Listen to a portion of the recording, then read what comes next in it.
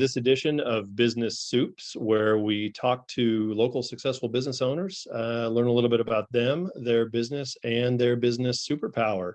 So today I am joined by Christina Hageny from Valor Payroll Solutions. So Christina, thanks so much for joining us today. Absolutely. Thank you for having me. Oh, you're very, very welcome. So I guess the best place to start off with is the origin story. So tell us a little bit about yourself and your business. Sure. So I really have done payroll since I got out of college and accidentally, like most people who do payroll, and really was just pursuing a career in it. Come 2020, I'm pretty far into my career. I had a decent job, and things just didn't work out the way I thought they would at that job. I was putting in, the sweat equity that an owner would. And honestly, I had done that at other positions as well, and just decided that it was time. So, it was best situation possible. It was the middle of COVID. My husband was deployed. I had 2 young children at home. So why wouldn't I just stop getting a paycheck and start my own business, right? So that's how that started. I never really had the desire to be a business owner, although in retrospect, of course, talking to people, you had the entrepreneurial qualities and it really wasn't on my roadmap, but things change and I wouldn't go back or change anything. I couldn't imagine going back now. So I don't know that I knew it, but it was clearly the right path for me. And that's interesting you say, because there are a lot of people out there who have the entrepreneurial spirit, but don't ever take that leap of faith. So what were some of the emotions that you went through making that change, especially in that type of a situation? Is there any emotion I didn't have? I mean, you tell your family, like my mother, oh, I'm going to quit my job and start a payroll company. And it's like, why would you do that? What are you thinking? How are you going to get clients? What are you going to do? And my husband was thankfully all for it and actually the motivator behind actually doing it and taking that leap. But basically anyone else that I talked to thought I was absolutely insane. And I think anyone that starts a business goes through all of it, right? You have elation, you're so excited, you're starting this new thing. And then I don't know about anybody else, but it's not too long before you get totally humbled and like, I have no idea what I'm doing and I made a giant mistake. And then the next day, someone calls your line and you're like, the phone works, people know me. So, it's been that roller coaster since the beginning. But I don't think I'm alone in that. I think that's just kind of the natural journey of doing it. And you have to go through the suffering to ultimately reap the benefits. Right. Yeah, absolutely. It's funny because I've talked to a number of business owners doing these interviews and just, in networking and things like that. And it's so funny how I heard one local successful business person speak, and she said, no matter how successful I get, I still every now and then wake up in the middle of the night and think, oh my God, we're not going to make it. And I say that to anybody in business and they say, yep. And I mean, that comes along with the type of person that has a business, right? Like nothing's ever good enough. Nothing's ever finished. Am I doing the right things? Am I doing enough of the right things? Am I doing some wrong things? And I think if you don't have that constant, thought pattern, that you possibly might not succeed, because you have to have that anxiety, pessimist driven force going on in the background to keep you going. Like, okay. We're going to figure this out. So with the people, because it's interesting, you said, your mom or your husband's like, yeah, I support you. And then you had all these people who said, what, are you crazy? Is there a kind of a drive to prove them wrong? Well, my MO just in life, anytime someone tells me I can't, then absolutely. I'm like, oh, really? Like, okay. But we've even surpassed our own internal expectations and just grown far beyond what we thought we were going to do, especially in the short amount of time that we've been here. So it's not, it's not like a neener to anybody, but it is pretty validating to say, okay, all you folks out there who were questioning my choices, here we are. And, tell me now that I did the wrong thing. But Awesome. I think that's the first time anybody's used neener in one of our interviews. So I like it. I like it. That's good. So you're talking about some rapid growth. So would you be willing to share a little bit of what you do consistently to draw leads, to draw prospective clients in? sure, I got pretty lucky. The right opportunities presented themselves to me. So I have a payroll business and I was introduced to the IPPA, which is the Independent Payroll Providers Association. And so there, I'm the smallest fish in the room. And so I just went around like, hey, what are you doing? How do you do that? What software do you use? And I just talked to anyone who would talk to me. I got some weird looks. I got some people that like slowly moved away from me. But I also met Paul Altavina with Connect Pay, got introduced to a leadership group and got introduced to, the name escapes me right now, but Baron Payroll, who was doing a great job with marketing. And so I asked, hey, can I talk to him? And he said, get this book. They Ask You Answer. And so I said, okay, I'm on it. And I got the book, and basically it's all about creating an inbound marketing funnel. I don't know what the word is, but basically putting information out there and just not selling, like just being who you are. Like, we are the payroll experts. We're going to share the information that we have with you. It goes along with our mission to educate. And so that's, one of the ways we do that. We have a weekly blog, we have resource pages, we have free downloads. And a lot of times when I'm on a website and I want to download something, you have to enter your email address and you're like, oh, I know someone's gonna, we don't do that. So it's truly, what questions do we get asked all the time? Or better yet, what things do we want people to know that maybe they don't ask but should?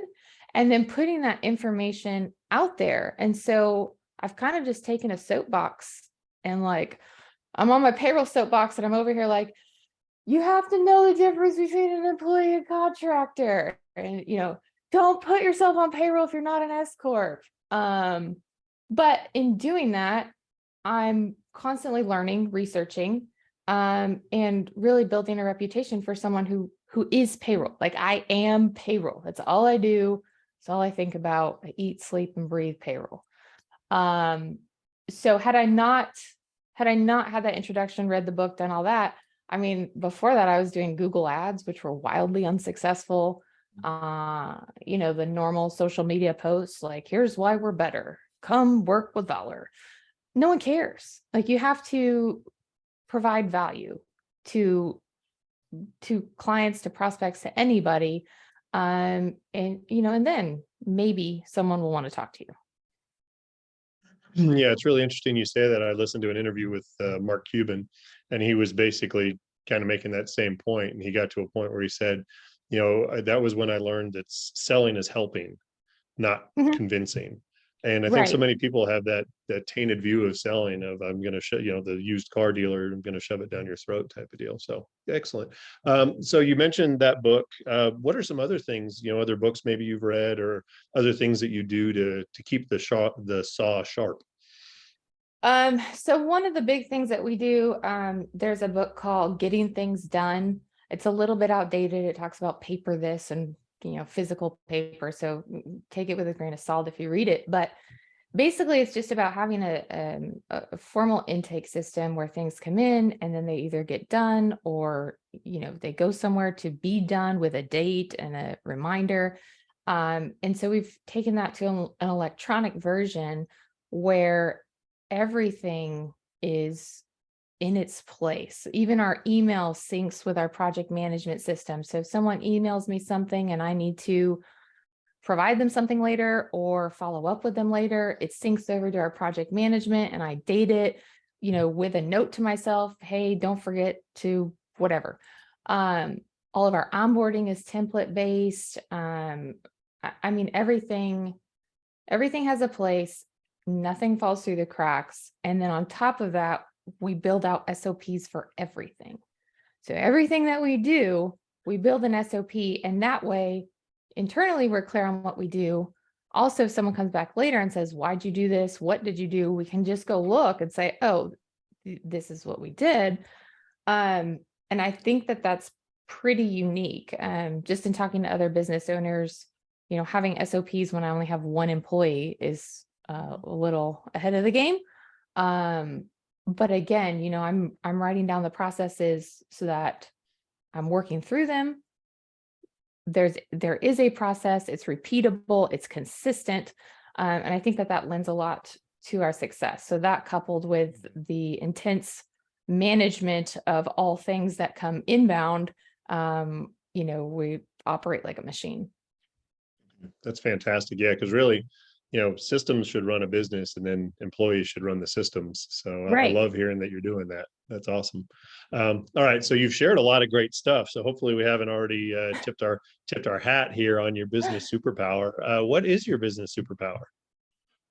Oh man, I might have ruined it. I would say that, our intake system and the SOPs are our superpower. And with payroll, there's so many steps, so many things that could go wrong, setting up a client, especially if they have year-to-date payroll information, balancing not just the payroll, but the tax liabilities, the tax payments, it goes in all directions. There's so much data that Mhm. we have to handle. And so just having really, really efficient ways to do that and making sure that things don't get missed. We don't really have unsuccessful onboardings because we have followed every single step. Um, and then, like I said before, we are payroll people. Like, I am not a salesperson that started a payroll business. I am a payroll person that graduated into running a business. And so the reason that's different is I know what it's like to be in every seat. I know what it's like to be the Mhm. the client of a payroll company. I know what it's like to be service provider. I know what it's like to work at a PEO. And so I take all of that and I try to make things better for our clients. How can we make this better so that, PEOs are a big thing right now? Well, maybe the PEO is not the best thing for them, or maybe they can't afford it, but we can still offer those ancillary services. Mhm. Um, so really just having that payroll brain to really get in there and know what it's like on the client side and make that a better experience for them. Okay, very good. So what, you said you've experienced some pretty rapid growth. So what's your outlook for 2023? Well, I am I'm currently in the process of hiring a second person, and I am really excited about it. It will help me to work more on the business than in the business and really go back and fine tune some things. As if you grow really, really quickly, you Mhm. constantly feel like there's other things that you want to do or should be doing that you can't get to. And so I think it'll be an interesting year getting another person in the door, because we'll be fully staffed, probably overstaffed for a while, but then the doors are wide open, right? There's nothing stopping us from just continuing this exponential growth path. um, we do it all. We work with clients all over, and we love the people that are just suffering in payroll. Not that they are suffering, we don't like that, Mhm. but we can fix it. Um, so I'm just, really, we help people is how I look at it. Um, we're not the best fit for everyone. We work, mainly with small, medium-sized businesses, and I'll be the first to tell someone if, we're probably not a great fit for them.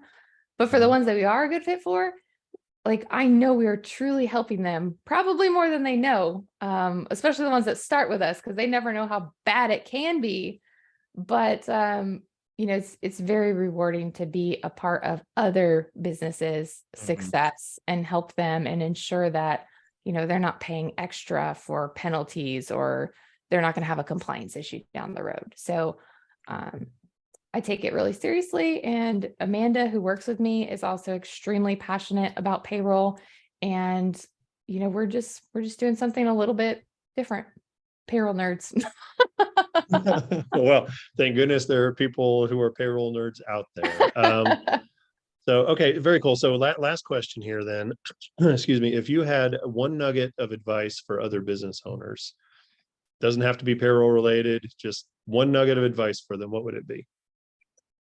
I would say to other business owners to check in with your intentions every week.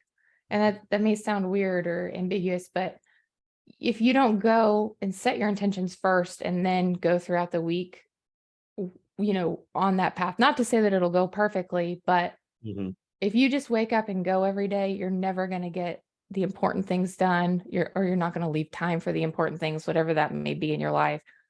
I have two small children. So for me, I have to be very intentional about when I'm working, when I'm not working, what their time is.